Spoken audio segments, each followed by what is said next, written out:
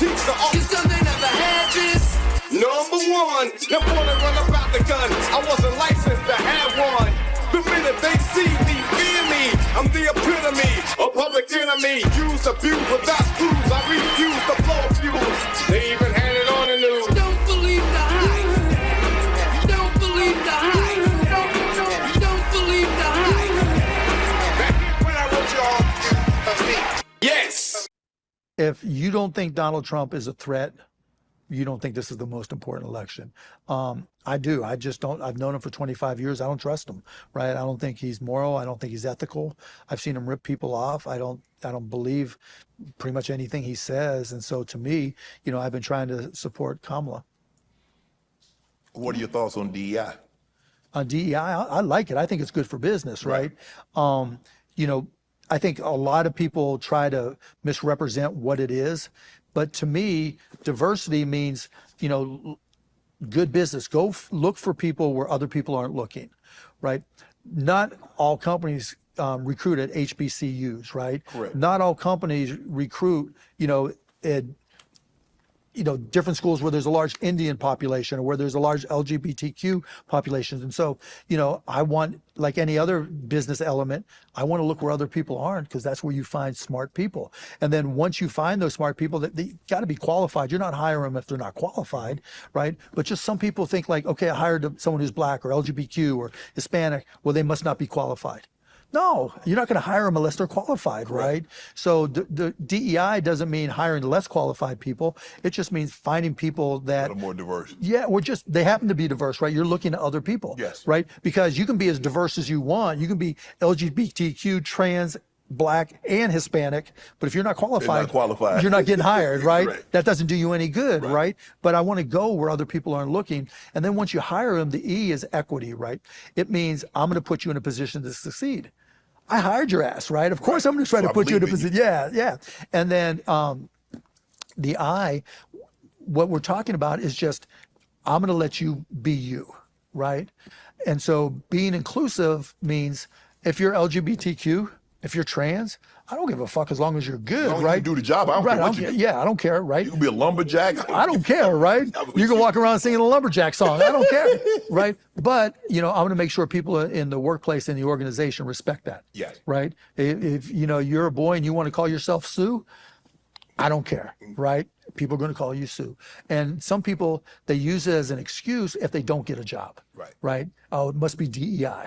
But no, I mean, I didn't think you were qualified for the either you're qualified or you're not, right? And once you get there, just because you were hired and you're diverse, doesn't mean you're getting a promotion, doesn't mean you're getting the next job. And to me, that's what DEI is, and that's why I've been a big supporter. I wish he could be run every company. When he sold his first two companies, he shared the profits with the people. And Shay asked him, why would he do that? He said, because they helped me build a company. And I sold it for $1 billion. And so each person got like $1 million or 30 million the second time. I was like, wow, why didn't I know about him? I would have worked for him. And look at how deliberate decency has to be, because the normal workings are not that, are they? No. Wow. And even more insidious as he was talking, because I was definitely hired at the New York Daily News because they were sued for racism. I know that for a fact. I was told that by a couple of my white colleagues. You only here because you're black. And I was like, okay, I'm about to show you something. Because again, I didn't come in with an inferiority complex, so that didn't bother me. The very next week, I had a front page piece in the New York Daily News, on the front page of the Sunday, not the sports section that I worked in, the actual paper.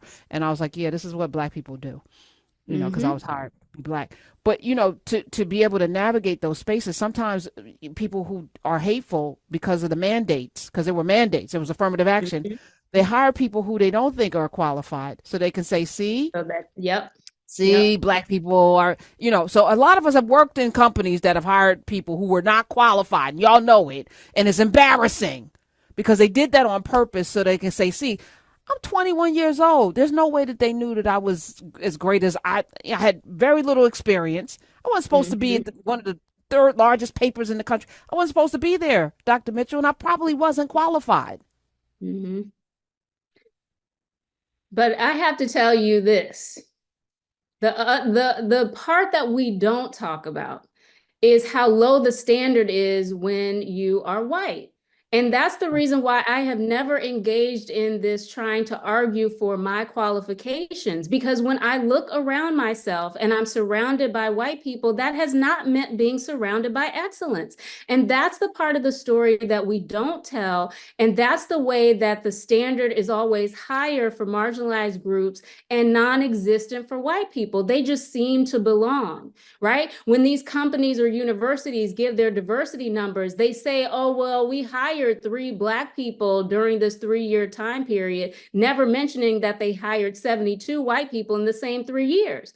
And so I'm just never interested in arguing for our qualification. I'm always saying, how low did the standard continue to be as long as everybody in here was white? That to me is a more productive conversation, because that forces people to really self-reflect. The self-reflection that you and I talk about all the time. And it's never encouraged in people who are in dominant identity categories because of the unequal way all our systems are set up. And as soon as you have to defend your being there, you've already lost the argument. Exactly. So that's why Kamala Harris is not defending whether she's Black or not. She's not going to be out here telling you how intelligent she is. She doesn't have to. As soon as you have to defend yourself against the claims that you don't belong, you've already lost, to your point. Because you've accepted their terms of the conversation. That's right. I'm gonna raise this street to teach the You still they never had this.